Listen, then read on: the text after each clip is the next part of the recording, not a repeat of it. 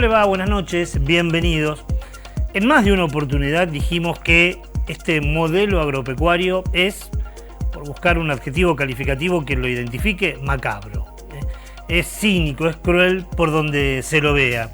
Mire, no solo contamina, que es lo que más nos preocupa a nosotros como programa de problemáticas socioambientales, este nuevo modelo agrotecnológico con la transgenia de los productos y las fumigaciones, no solo contamina el suelo, el agua, el aire, la deriva del viento lleva la contaminación a otro lado, enferma, mata, deja sin trabajo a muchas personas que antes vivían de otro modelo agropecuario. Se abre el abanico y por donde se lo vea, el modelo es perverso, es absolutamente cínico. Pero además, como alguna vez lo dijo desde su enorme sabiduría de pueblo ancestral, nuestro enorme amigo Jeremías Chauque, este modelo transculturiza, nos cambia la cultura. Jere suele decir que hay una fumigación que es la fumigación del producto, pero que hay otra fumigación que es la fumigación de los parámetros culturales. ¿Y cuánta razón tienen? ¿Por qué abrimos el programa hoy? Por lo que vamos a ver.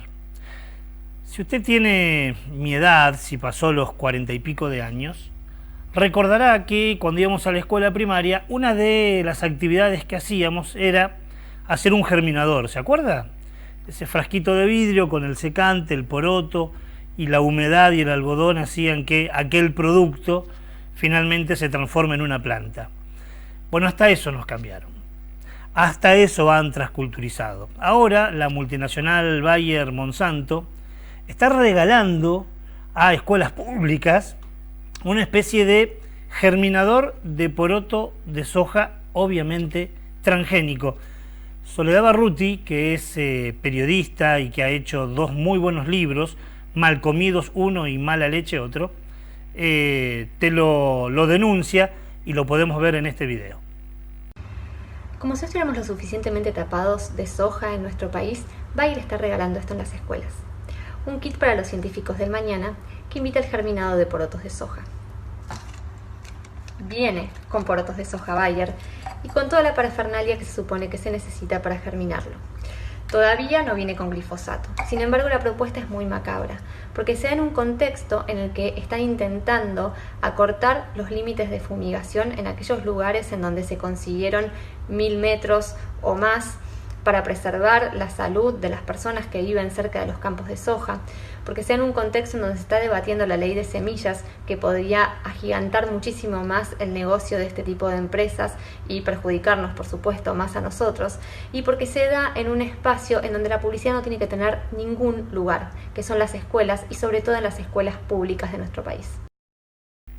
Muy loco, ¿no? Como de a poco van no solo cambiando nuestra manera de producir, no solo han modificado, apelando al programa de la semana pasada cuando hablábamos de soberanía alimentaria, nuestras pautas culturales en alimentación, sino que también ahora se meten con nuestros pibes en las escuelas primarias y regalando este kit que denunciaba Soledad en las escuelas públicas.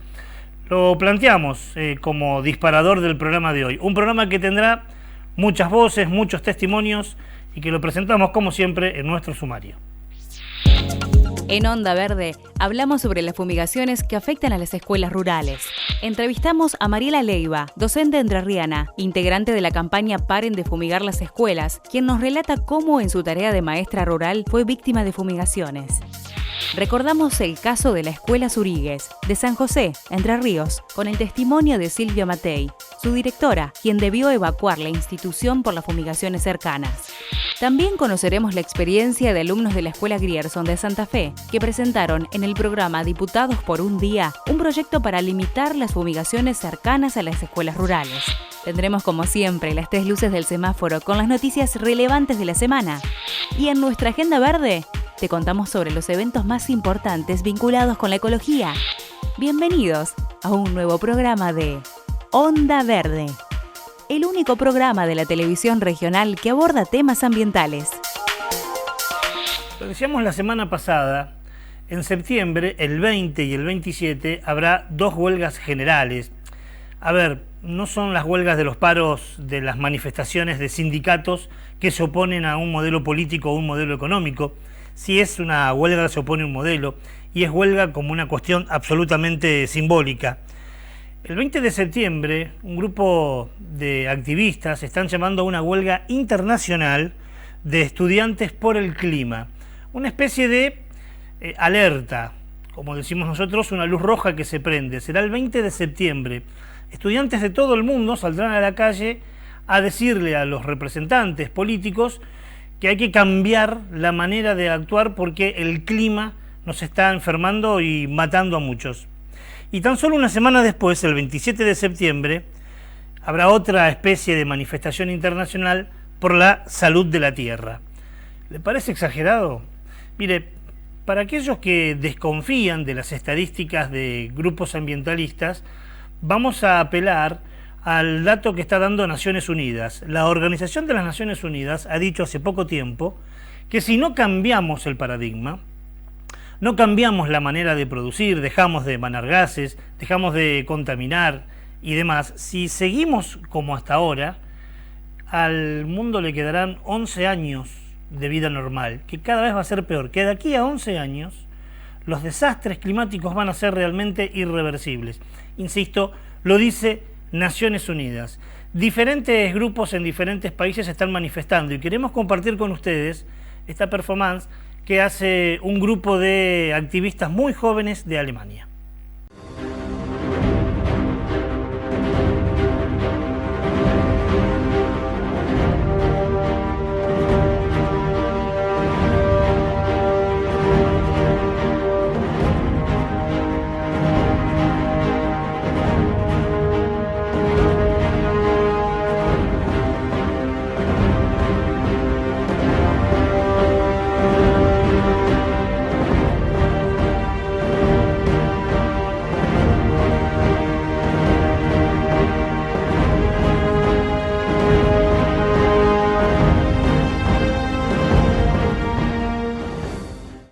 Es muy evidente, ¿no? Aparte, nos parece que como metáfora es muy sabia. Esos tres jóvenes con la soga al cuello y subido a un cubo de hielo, como representando cuando ese cubo de hielo se derrita, ellos, en una especie de metáfora, caerían, que perderían su vida ahorcados. Una buena metáfora: cuando los cascos polares se sigan derritiendo, cada uno de nosotros tendrán grandes problemas para poder seguir sobreviviendo. Es una interesantísima performance. De aquí a septiembre vamos a ir presentando diferentes acciones que se están llevando en diferentes partes del mundo. Y es más, la producción de Onda Verde ya está atrás de un grupo de jóvenes en la ciudad de Santa Fe que están trabajando y alertando sobre este tema. Se pone 20 y 27 de septiembre para que en todo el mundo, hombres y mujeres, podamos detenernos a pensar un instante qué hacemos con el mundo, qué hacemos con la única casa que tenemos para vivir. Por eso vamos a ir presentando en nuestro programa diferentes tipos de actividades y acciones como esta que recién mostrábamos de un grupo de jóvenes alemanes. Momento de prender la primera luz del semáforo. Se prende la luz roja que nos dice que paremos, que frenemos, porque es, como siempre decimos, una noticia desagradable, una noticia grave, ¿no, Raúl? ¿Cómo te va, Ricardo? ¿Cómo andás? Otra ¿Bien? vez una noticia grave. Y déjame agregarte a esto que decías recién. Hoy, día que estamos grabando el programa, se agotaron los recursos que teníamos previsto para el 2019. Mirá. Así que es un dato también sumado a esto que vos decías. En julio. Sí. Quedan 6 meses. Hace un par de años, era en octubre, después fue en noviembre, septiembre. Va Ya estamos en julio, ¿no? Para que se entienda esto que dice Raúl. Supongamos que el mundo es un enorme supermercado. Así es. Y nosotros vamos todos los días a sacar algo de la góndola para poder vivir. Bueno, cada vez estamos agotando más rápido lo que está en la góndola. Ya no hay más de lo que tenía el mundo planificado para el 2019. ¿Qué quiere decir? Fines de julio, ¿no? ¿Qué quiere decir? Que estamos pidiendo de prestado. Exacto. Estamos consumiendo algo. Lo del 2020 podría ser, ¿no? Que ya lo consumimos. Hace Exacto. 4 años ya estamos consumiendo lo del 2022 o 2023. Va a llegar un momento que el mundo va a decir: no tengo más. Exacto. ¿Qué Así hacemos, no? La luz roja está vinculado con algo similar. Nos llevas a Chile, un derrame de petróleo de 40.000 litros, digo. Bien decís, son 40.000 litros los que se sufrió un derrame en el sur chileno, una de las áreas con aguas más limpias y una flora y fauna marítima excepcional.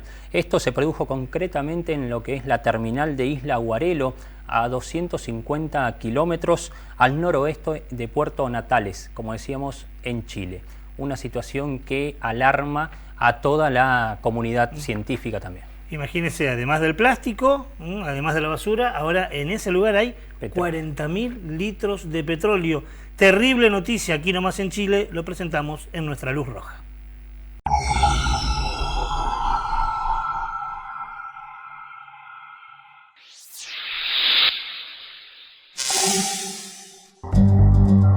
La semana pasada, el extremo sur de Chile se vio afectado por un derrame de unos 40.000 litros de petróleo en una terminal de una remota isla de la Patagonia, durante un procedimiento de la minera CAP. Según se informó a la Armada chilena, el incidente se produjo en la terminal de la isla Guarelo. Ante la emergencia, la tercera zona naval dispuso el inmediato despliegue de unidades para que se acerquen al lugar de los hechos, con el fin de controlar y mitigar los posibles daños causados. Una barcaza y un patrullero oceánico fueron enviados al lugar del derrame con un equipo de respuesta y control de contaminación que utilizarán elementos especializados para mitigar los efectos del petróleo. Asimismo, las autoridades locales dispusieron la apertura de una investigación para determinar las causas del derrame y fijar responsabilidades.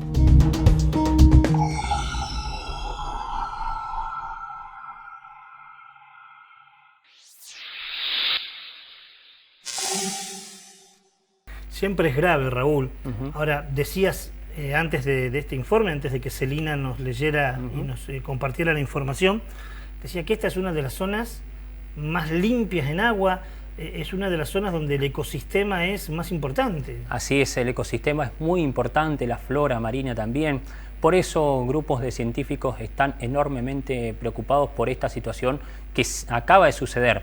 Todavía no se saben los daños que podría llegar a causar, pero 40.000 litros de petróleo crudo en esta zona es un desastre. En cualquier lado es un desastre, y en uno de los poquitos rincones que tiene el mundo, limpio, que todo está bien, todo está limpio, lo ensuciamos, ¿no? Así es.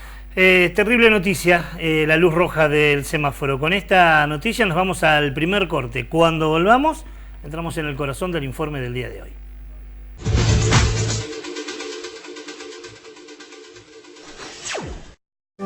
Ya salió el nuevo libro de Ricardo Serrulla, Quijotes, Rebeldes y Soñadores, las valientes resistencias frente al agronegocio, la minería a cielo abierto y el poder económico en la Argentina. Quijotes, Rebeldes y Soñadores. Encontralo en las librerías de Santa Fe o pedilas a quijotesrebeldes@gmail.com.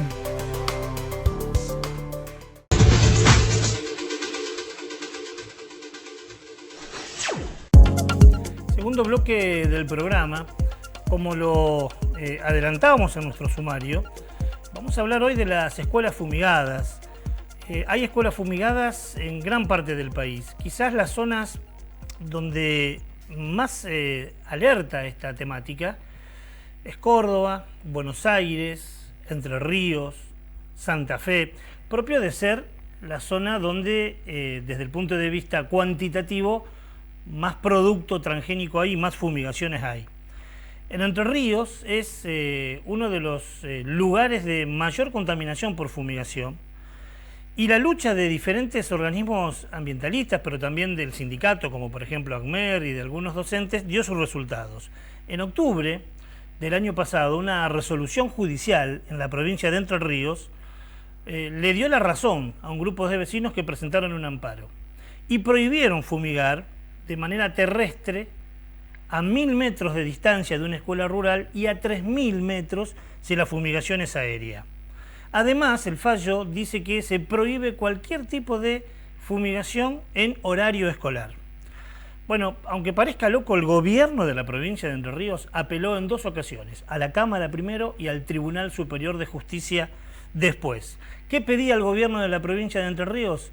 100 metros si es terrestre y 500 si es aéreo. Una locura, es nada. La Cámara primero y el Tribunal Superior de Justicia ratificaron el fallo. Esto, un resumen irrespetuoso, que además tiene un origen, porque quien comenzó a pelear esto como una Quijote peleando contra molinos de viento es una docente, es Mariela Leiva. Mariela Leiva, allá en Concepción del Uruguay, fue quien denunció y fue la primera vez que en el país se llevó a cabo un juicio, esto fue en Concepción del Uruguay, contra fumigadores cerca de una escuela rural, y nosotros estuvimos hablando con Mariela.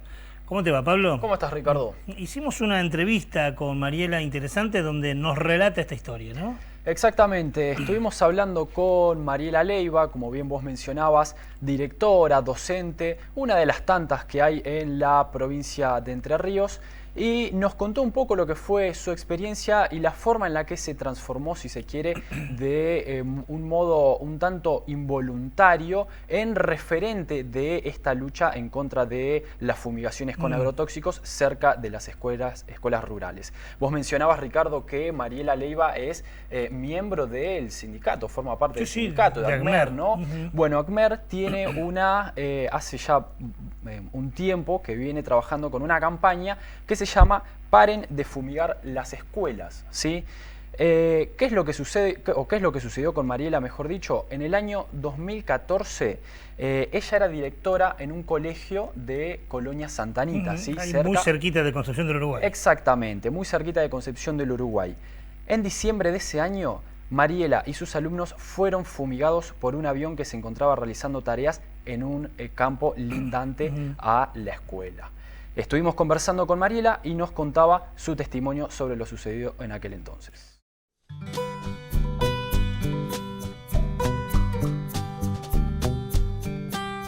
Fue un 4 de diciembre de 2014, en horario de la tarde. Comenzábamos las actividades a la 1, las terminábamos a las 5 de la tarde. Había venido una semana que había llovido toda la semana, mucha humedad, y habíamos podido entrar a la escuela ese jueves. Bueno, yo comienzo a las actividades áulicas y empezamos a sentir el ruido de un avión. Salgo a mirar y sí estaba haciendo una pulverización. Vuelvo, ya el olor era muy fuerte, vuelvo al aula, porque es un solo aula, y cierro puertas y ventanas. Y bueno, y vuelvo a salir para poder filmar, para poder sacar fotos, que luego fueron aportadas en la causa. Cuando vuelvo al aula había ya una nena vomitando, niños tirados, mareados sobre los bancos, y bueno, ahí empiezo a llamar por teléfono, porque bueno, esa es la otra problemática del docente rural, en medio de la soledad, en medio de la nada, que estás sujeto a la suerte de la señal que puedas tener en ese momento y a tu teléfono celular. Llamo por teléfono a mi superior inmediato, que era mi supervisor. Me dice que obre como la resolución me lo decía. Y bueno, llamo para que me atiendan los nenes porque estaban todos descompuestos. Correspondemos al hospital de Santa Anita, es un hospital rural, hay un solo médico en funciones y no puede dejar el hospital para venir a hacer un domicilio, bueno, en este caso venir a la escuela a 7 kilómetros. Por lo que toma la decisión la directora del hospital de venirse hasta la escuela en ambulancia, y ahí es donde atienden los niños. Ya había llegado la policía también, estábamos en esa situación y el avión todavía seguía fumigando, seguía haciendo la pulverización. Toda la mezquindad, todo egoísmo. Tuvieron síntomas toda esa semana que fueron atendidos en una sala de Villa San Marcial. Tuvieron dolores de cabeza, dolores de panza, que también constan en la causa, pero después no tuvieron otra sintomatología que puedas decir, pero sabemos que esta exposición a agrotóxicos, a venenos, y más ellos que estuvieron intoxicados, sabemos que puede ir a largo tiempo y traer consecuencias en salud a largo tiempo, ¿no? Voy a tratar de reconocer al ser. ese día, mientras eran atendidos los niños, yo le solicité a la médica que me dejara constancia de la sintomatología que habían presentado los chicos. Eso fue aportado en la causa. Al otro día hicimos una reunión porque justamente estaba el ministro de Educación en esa época de acá de la provincia, que José Laurito, fue a la escuela con el intendente de Santa Anita, el jefe de policía, vecinos, representantes del sindicato y la supervisora de zona y padres. Bueno, se comprometieron a lo primero que fue algo muy, esto es muy, es para contarlo, porque lo primero que se comprometieron fue a velar por la salud de mis nenes, digo yo, de mis alumnos en ese momento y la mía. Ese era el objetivo fundamental. Hoy no sabemos si tenemos agroquímico en sangre. ¿Nunca más pasó nada? Nunca más se preocuparon por nuestra salud. Nunca más. Es decir, sí, enseguida se abrió una causa, el fiscal en la causa libró un oficio en donde decía que nos tenían que extraer sangre y muestras de orina. Esto llegó a criminalística de la policía de Entre Ríos y dijeron que no tenían los medios necesarios para determinar si nosotros teníamos agroquímico en sangre.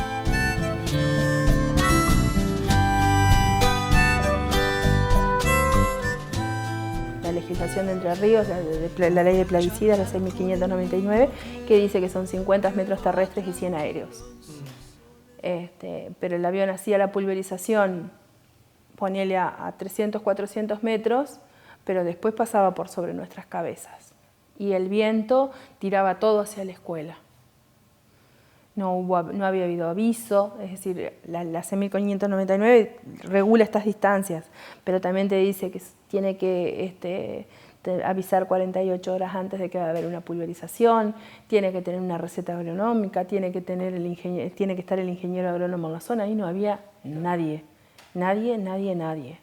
Y después, bueno, en el transcurso de la causa, de la etapa investigativa, llegamos a ver que, a comprobar de que no había habido aviso ni en la policía de Santa Anita, ni en el municipio.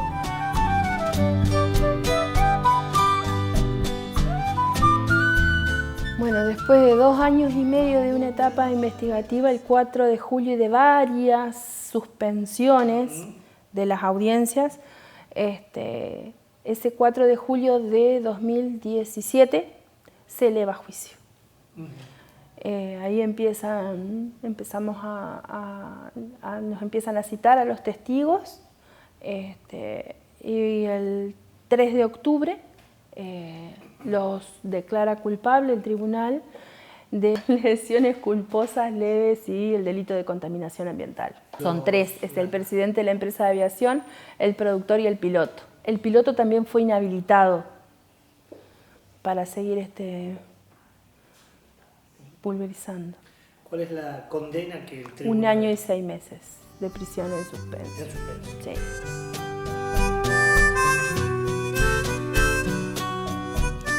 Por más que las distancias existan y que por más que estemos bregando por 100, por 1000 o por 3000, yo creo que la aplicación de venenos para producir alimentos es imposible y que las distancias no existen. Son venenos a 50 metros, a 1000 metros o pegados a las escuelas o a toda la comunidad educativa y a todo ser vivo. No podemos seguir sosteniendo este modelo de producción que nos envenena y que nos mata.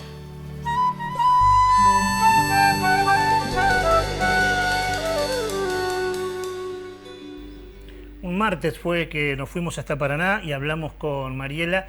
Nos dio este interesante, valiente, digno testimonio y nos dijo algunas cosas más, ¿no? Exactamente, solamente para destacar es el hecho de que Mariela nos contó que exactamente un año después de lo sucedido en aquella tarde de diciembre del 2014, el mismo productor en el mismo lote volvió a fumigar el campo al lado de la escuela, y lo que es para resaltar es que Mariela volvió a denunciar y esta denuncia no fue tomada en la causa que se abrió a partir de estos incidentes.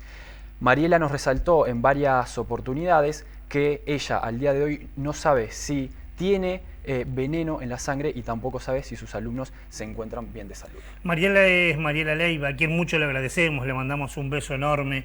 Es un ser entrañable, querible, muy querible, y fue sin lugar a dudas, es sin lugar a dudas, un mojón en esta lucha que se lleva a cabo en Entre Ríos, porque insistimos, es la primera vez que se consigue sentar en un banquillo de la justicia a aquel que fumiga cerca de una escuela, ¿no? Totalmente, muy importante y una persona con mucho valor, Mariela. Gracias, Pablo. No hay por qué, Ricardo. Vamos a seguir hablando de este tema, ¿eh? Tenemos más material hablando de escuelas fumigadas en Entre Ríos. Digo que vamos a seguir a futuro porque es el momento de presentar la luz amarilla, segunda luz del semáforo. Así es. Tiene que ver con una solicitud. Sí, una denuncia de organizaciones que piden que los países de América Latina rechacen lo que está haciendo Japón. Así es. Esto es concretamente referido a la caza de ballenas. Piden estas 40 organizaciones que se dedican concretamente a cuidar y estudiar la biodiversidad marina, que los gobiernos actúen, que frenen la caza de ballenas proveniente, por ejemplo, de Japón y todo lo que tiene que ver con nuestra zona, ¿no? Que muchas veces han infringido estas aguas internacionales, por ejemplo, y tuvo que actuar entre ellos prefectura para erradicar ese incidente. Pero ahora son 40 organizaciones que se juntan y solicitan esto. Eso te iba a preguntar. 40 organizaciones le están pidiendo a los estados de Latinoamérica que rechacen. Que se pongan las pilas, ¿no? Que se pongan las pilas. Así. Bien lo dice Raúl. Luz amarilla.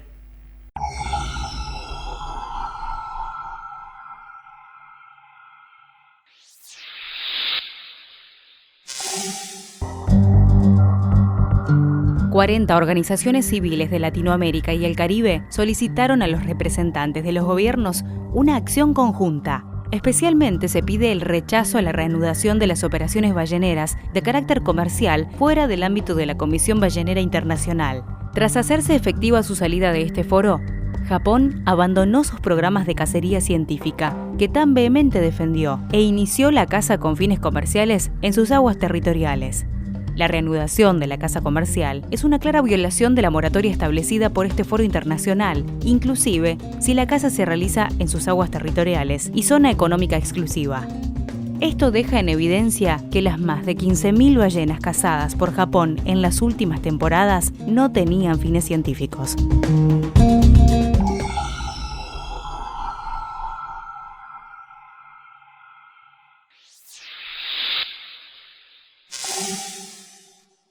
Uno no exagera si dice que Japón se ha convertido en una especie de pirata del mar, al menos hablando de lo que significa la caza de ballenas, ¿no? Así es, totalmente. Se ha convertido en un pirata del mar, como vos decís, y más con esta decisión que ha tomado en el último tiempo de salir de lo que implica la Comisión Internacional Ballenera, una organización que se dedica a la protección de esta especie.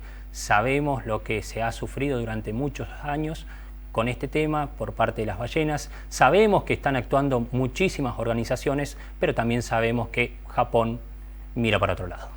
Es la luz amarilla. Vamos a ver qué pasa. Si este Ahora reclamo es de las una solicitud. organizaciones tiene eco, ¿no? Me parece que va más para el lado de la roja, ¿no? Ah, está bueno. Digo, vas a tener que seguirla. Por eso. Y ver de acá a un tiempo si la ascendemos o desciende. Yo te diría que está más cerca de la roja hoy por hoy. Ojalá que no, aunque todo nos da a entender que por lo general es así. Vamos a ver si esto se escucha o hace oídos sordos los países de Latinoamérica. El tema es que están compitiendo contra el gigante asiático, ¿no? Nos quedamos aquí para continuar con lo que estamos hablando hoy. Estamos hablando de las escuelas fumigadas, en Entre Ríos. Con Pablo hoy presentábamos a Mariela Leiva. Hace un tiempo atrás nos fuimos con el equipo de Onda Verde, nos fuimos a San José. San José es una localidad que está a 300 kilómetros de aquí, de la ciudad de Santa Fe. Estuvimos en la localidad de San José, una ciudad pequeña de la provincia de Entre Ríos. ¿Por qué nos fuimos? Porque nos habían dicho que allí hay una escuela donde, al igual que Mariela, allí en Concepción del Uruguay, tomó el toro por las astas. Un día que fumigaron, dijo no fumiguen más. Fumigaron otra vez más y a la tercera vez dijo se acabó. Cierro la escuela, no dejo que los chicos entren porque es preferible, decía ella, perder un día de escuela y no que por las fumigaciones se enfermen. Esa gente tan necesaria, ¿no? Es gente necesaria y que además le pone el cuerpo al conflicto. Se llama Silvia Matei Toré, es la directora de la escuela número 54 en San José. Fuimos hasta allá y hablamos con ella.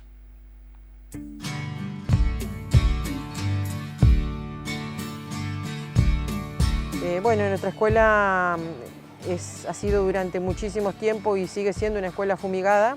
Teníamos una arrocera que funcionó durante más de 20 años y que este año se fue debido a la presión social de la asamblea y de los vecinos. Y hay plantaciones de nueces pecaneros, les decimos nosotros, que siguen con el tema de fumigaciones.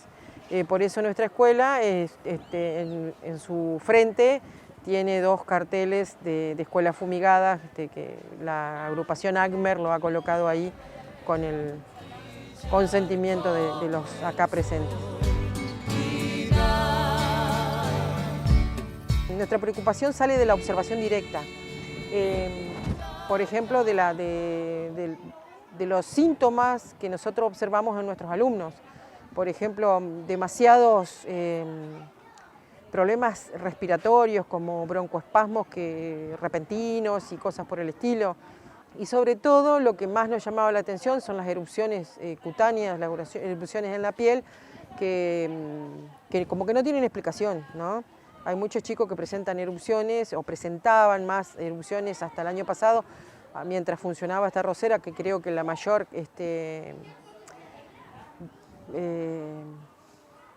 problemática la provocaba la arrocera, los productos que utilizaba la arrocera, que han ido disminuyendo desde el momento que la arrocera se ha retirado de acá de la zona. Tuvimos que cerrar la escuela ese día que fumigaron, era un día ventoso de marzo, 16 de marzo, y fumigaron mal. Y 2 escuelas, o sea, no solamente la mía, sino la de Escuela del Brillante, llegó este veneno porque era un día que el viento estaba variante y muy intenso, entonces llegó la deriva a esta escuela, la 54, y a la 32 del Brillante. Las 2 directoras fuimos instruidas para evacuar la escuela, o sea, más allá de que haya sido una decisión de esta escuela y del personal de esta escuela y apoyadas por el gremio docente ACMER, también fue avalada esa decisión por la directora departamental de Educación. A raíz de esa evacuación que tuvimos las 2 escuelas, es que bueno, se empezó a prestar atención al tema y se visualizó el tema y se hizo como muy instalado, como que se instaló mucho en la sociedad. Se hizo acá a nivel municipal unas 2 ordenanzas, primero una, ¿no?, por 60 días, y al vencimiento de esa se prolongó por otros 60 días más, una ordenanza municipal que prohibía el uso de plaguicidas, o sea, de cualquier tipo de fumigación durante ese periodo que estuviera en vigencia la ordenanza, hasta que salió una ordenanza definitiva donde se prohíbe el uso de agroquímicos y de agrotóxicos en la zona urbana y periurbana, excepto aquellas plantaciones con preexistencia. O sea que a nosotros nos deja librado a la voluntad de los productores de acá de la zona, porque si ellos ya tienen preexistencia, entonces como que pueden seguir fumigando, con un plazo de 3 años para reconvertirse a la agroecología. Eso es la ordenanza, o sea, pero durante 3 años vamos a seguir siendo sometidos a las fumigaciones, solamente ahí a la voluntad de ellos.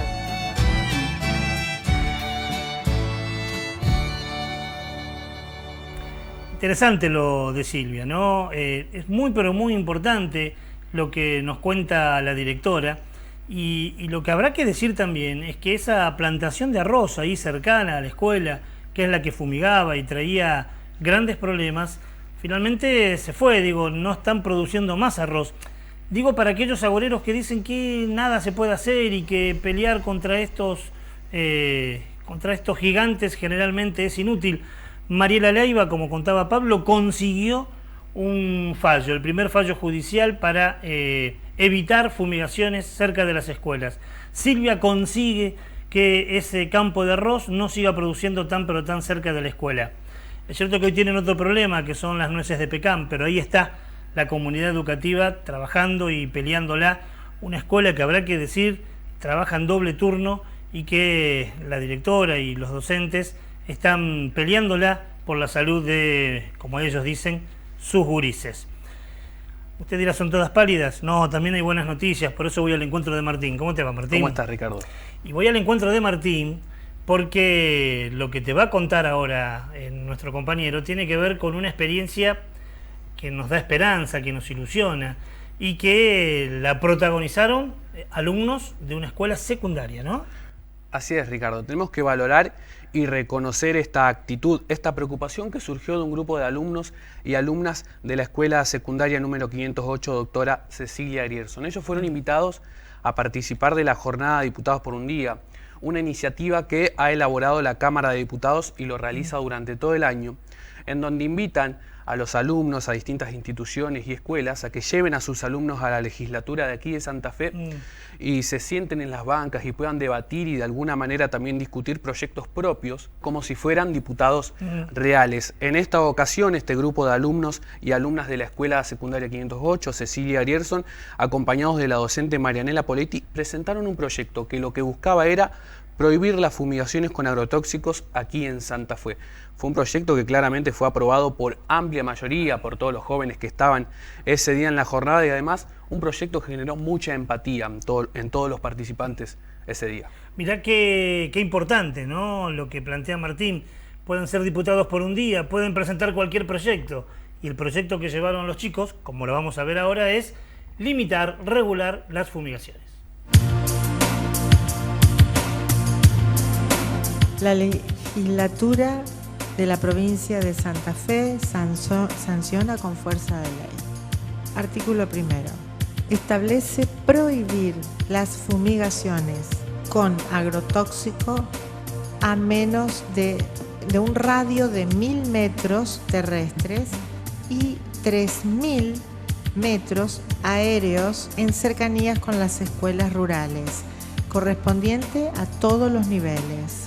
Además, queda prohibido fumigar con agrotóxicos durante el horario escolar, sin distinción de cercanía o lejanía. El uso extendido de estos productos ha causado problemas en la salud y muertes en muchas partes del mundo, por lo general como consecuencia de la exposición laboral y la intoxicación accidental o deliberada. ¿Cuánto vale una vida? ¿Y cuánto cotiza una muerte en el mercado noticioso? Los manuales de periodismo dicen que para un hecho se convierta en noticia debe tener relevancia social. En este lugar y en este contexto queremos recordar a Fabián Tomás. No sé si alguna vez pasaron por un campo, pero antes había animales alrededor de los campos. Hoy en día no hay ni pájaros alrededor, ni animales, ni nada, justamente por cómo fumigan y todo. Creo que nos encontramos una vez más frente al dilema de anteponer las necesidades de empresas, de grandes capitalistas antes de nuestra propia salud y nuestra propia educación, que es nuestro derecho adquirido y que debe ser cumplido. Como decían los compañeros, es esto de o nosotros vemos nuestra salud afectada o ellos pierden lo que vendría siendo su ganancia, pero en sí no es una gran pérdida cuando estamos hablando de empresas que son internacionales.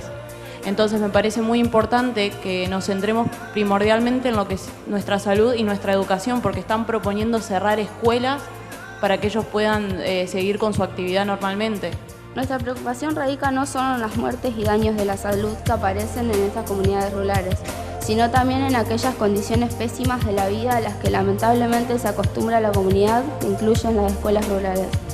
El negocio indiscriminado de la soja y los agrotóxicos se está cobrando la vida de miles de personas. Como representantes del pueblo no podemos permitir que esta situación se extienda en el tiempo.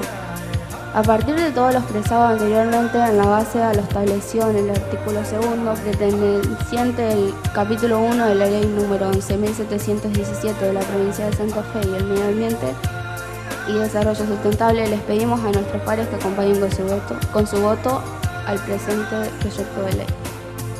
Está muy bueno que ustedes como jóvenes impulsen esto, ¿no? Y que a lo mejor los diputados y senadores sientan la presión de la gente y sobre todo de los jóvenes para que esto cambie. Así que bueno, dicho esto, votamos los que estén a favor con la mano levantada.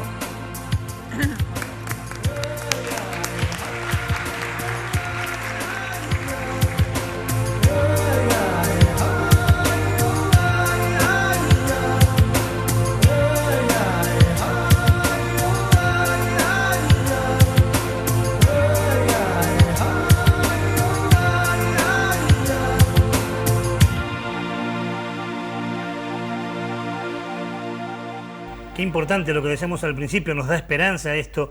Los chicos podrían haber elegido cualquier proyecto. Y habrá que decir algo, para presentar el proyecto antes tienen que investigar, buscar información, buscar datos. Y el proyecto que eligieron, como bien decía Martín, fue regular, limitar las fumigaciones, ¿no? Exactamente, Ricardo. Para finalizar, tenemos que reconocer y tener en cuenta que con estas actitudes los jóvenes no solamente son el futuro, sino ya han pasado a ser el presente. Claro. Y con estas actividades colaboran para poder superar de alguna manera estos contextos que se viven realmente malos y graves en la Argentina y también en el mundo. Bienvenido sea. Gracias, Martín. Con esta buena noticia nos vamos al corte, ya venimos.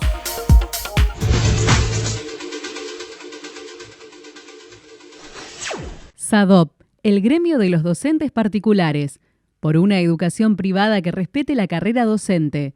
Acércate al SADOP, 4 de enero 2990. ADUL, Asociación Docentes de la Universidad Nacional del Litoral. En la lucha por salarios dignos, jubilación móvil y una universidad democrática, pluralista, científica y al servicio del pueblo. ADUL, Pasaje Martínez, 2683.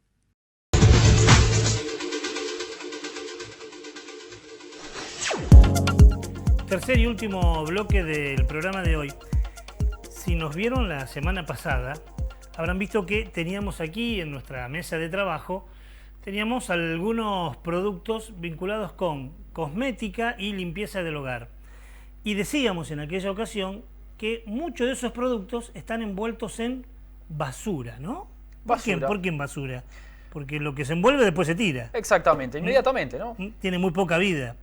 ¿Pasa solo con los productos cosméticos o con los productos de limpieza del hogar o también con otros productos? Aparentemente no, también con otros productos. Veo, Ricardo, que pasaste por el supermercado antes de venir. Pasamos, ¿no?, por el supermercado. Vamos a hacer el mismo juego, el mismo ejercicio que hicimos la semana pasada. Y le pedimos que piense un ratito con nosotros si lo que estamos haciendo lo estamos haciendo bien. Miren lo que trajimos. Vamos a empezar con este, que es el más peligroso de todos. Esta es una reconocida marca de leche. ¿En qué viene? En cartón. Esto, una vez que terminemos de consumirlo, va directamente a la basura. Cuando terminemos este bloque, le vamos a contar cuánto demora esta cajita de cartón en degradarse y cuántas toneladas de cartón estamos tirando anualmente en la Argentina y en el mundo. Ahora, si viniera en sachet, sería peor. ¿Sería peor? Sería peor porque es plástico, porque demora más en degradarse y porque además el sachet, la leche en sachet o el yogur en sachet, creo que es el ejemplo más claro de la locura en que hombres y mujeres hemos entrado en esta época, porque revestimos la leche con petróleo. Con petróleo. Y para hacer el sachet, ¿qué necesitamos? Para hacer ese plástico, necesitamos petróleo. Estamos dándole a nuestros pibes leche envuelta en petróleo. Fíjense cuánta basura, ¿no? ¿Qué más tenemos? Veo que tenemos unos pimientos. ¿Vamos a levantarlo? Sí, ¿cómo no? Tómelo. A ver. Estos son 2 pimientos. ¿Vale la pena comprar un pimiento envuelto así, de esta manera? Es lo que uno se pregunta, ¿no? Y yo me animo a decirte que no, Ricardo. Y no, porque ¿qué tiene? Tiene plástico, lo rompemos acá, tiene plástico y tiene tergopol. 2 elementos que, si yo lo compré, lo llevo a mi casa y estoy cocinando algo, automáticamente va a ir a la basura. Automáticamente va a ir a la basura. Y cuando vaya a la basura, estamos generando una cantidad de basura en nada, en muy poco tiempo. Siga usted a ver con qué nos trae. A ver, veo que tenemos una cajita de té por acá, ¿no? ¿Esto es té? Sí, o mate cocido. Mate cocido, Estamos en la misma, ¿no? Vemos acá el plástico, cartón, doble basura. Doble basura. ¿Para qué sirve este plástico? ¿Para qué plastificar esta caja? ¿Por qué traerla en cartón y no traerla en otro soporte? O las mismas sopas instantáneas que ahora vienen. ¿Por qué en caja? ¿Cuánto tiempo va a durar esto en nuestra casa? Absolutamente nada. Y es muy poco lo que se recicla de esto. Es muy, pero muy poco. Termina en la tierra, termina en las napas, termina en los ríos, termina en los mares y termina en los océanos. Hay que decir, Ricardo, también que en nuestra sociedad tenemos una cultura muy baja del reciclaje, ¿no? Muy baja. Lamentablemente. No más del 15% en los productos que más se reciclan. Hay alrededor de 78 millones de toneladas de envases plásticos en todo el mundo se tiran en un año. En un año. Repetimos el dato, son 78 toneladas de envases plásticos en un año. Tantos residuos plásticos que se tiran en un año, con esas 78 toneladas, ¿qué podríamos hacer? Cubrir toda la Argentina. Toda la Argentina. Con lo que el mundo tira en un año de envases plásticos podemos cubrir toda la Argentina, absolutamente toda la Argentina. Impresionante. Dijimos que estos plásticos terminan en el océano algunos. ¿Cuántos van en el océano? 8 millones de toneladas métricas de plástico terminan en el océano. Pero además, si no entramos en conciencia por ahí, debiéramos entrar por otro lado. Porque estos productos que vienen envueltos en plástico, este pimiento o esta lechuga que viene envuelto en plástico, este plástico, y dicho por la ciencia, interactúa en el alimento. Hay microplásticos, ¿no? Microplásticos que finalmente terminan en el alimento. Y en algunos análisis hechos en hospitales de Buenos Aires marcan que, por ejemplo, en algunos chicos y en algunos grandes se encontró una cantidad de microplástico en los pulmones de las personas, porque todo el mundo dice no envasen los alimentos con plástico porque hace mal a la salud. Impresionante, datos realmente desalentadores, Ricardo. Y el cartón es cierto, es menos nocivo que el plástico, pero generamos una cantidad de basura en cartón que podríamos evitar. En la Argentina se genera 1 tonelada de basura cada 2 segundos. 1, 2 segundos, 1000 kilos de basura. 1, 2 segundos, 1000 kilos de basura. Eso hacemos en la Argentina. De esa tonelada, el 15% es plástico y el 14% es papel y cartón. Y como bien dijo Pablo, muy pero muy poco se recicla. Muy pero muy poco. ¿Cómo podemos colaborar? Consumiendo menos productos que vengan en plástico o en cartón. Algo que vamos a tener que trabajar mucho, Ricardo. Una manera de concientizarnos nosotros, como se están concientizando en Madrid. Mirá qué pasa en Madrid cuando un grupo de habitantes van y llevan su botella de vidrio y no de plástico para canjearlo. Mirá lo que pasa.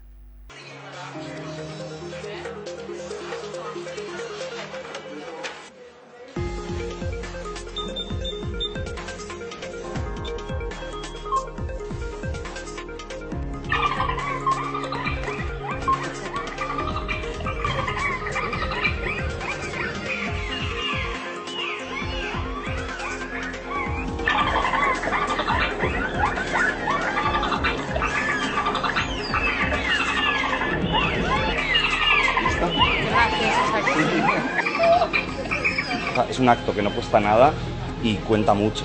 Y que por favor, que entre todo el mundo podemos conseguir un mundo mejor, y reciclar es maravilloso, es sencillo, es sostenible, y ya no solo para nuestra generación, sino para las que vienen después.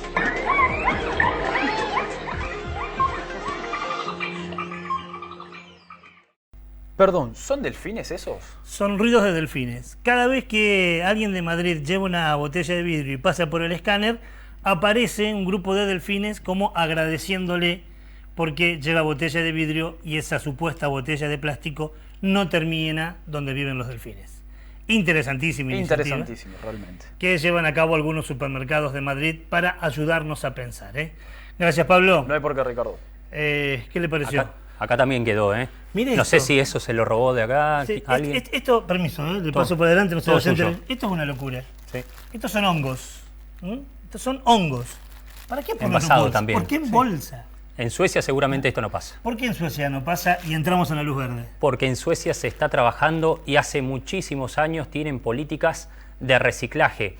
tanto han trabajado en Suecia que ya no tienen basura. Usted dice, ¿cómo? ¿Me está mintiendo? No tienen basura. Y no solo eso, sino que están importando de otros países para trabajarla, para tratarla, para reciclarla, porque se viene trabajando hace 30 años, 40, no es de un día para el otro. Políticas de Estado se llama eso, ¿no? Políticas de Estado, y lo que hablábamos la semana pasada, me acuerdo de Dinamarca también, claro, que venía trabajando hace 30 años, que ¿sí? Con lo mismo. Va a ser de acá a poco tiempo Dinamarca el primer país orgánico. Totalmente orgánico. Suecia ya no tiene basura porque recicla, está claro que es posible, ¿no? Luz verde.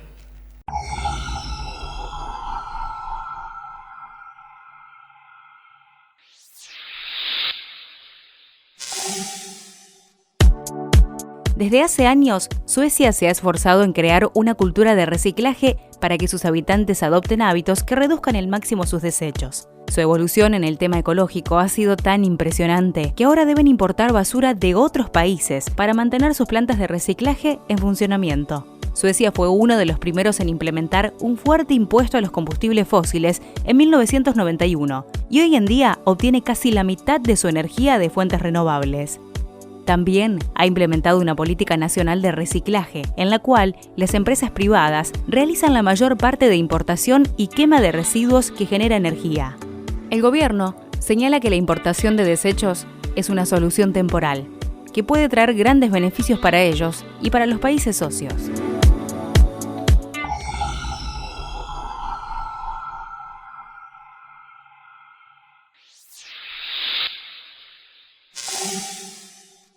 Bueno, interesantísimo lo de Suecia, tanto que la población ya está concientizada, ¿no? Totalmente, se arrancó allí por la década del 90, primero se llevaban latas, por ejemplo, a depósitos y por cada lata se devolvía apenas unos dineros. Después se arrancó con otros sistemas de concientización, de educación, desde chiquitos. Bueno, esto lleva 30, 40 años en Suecia.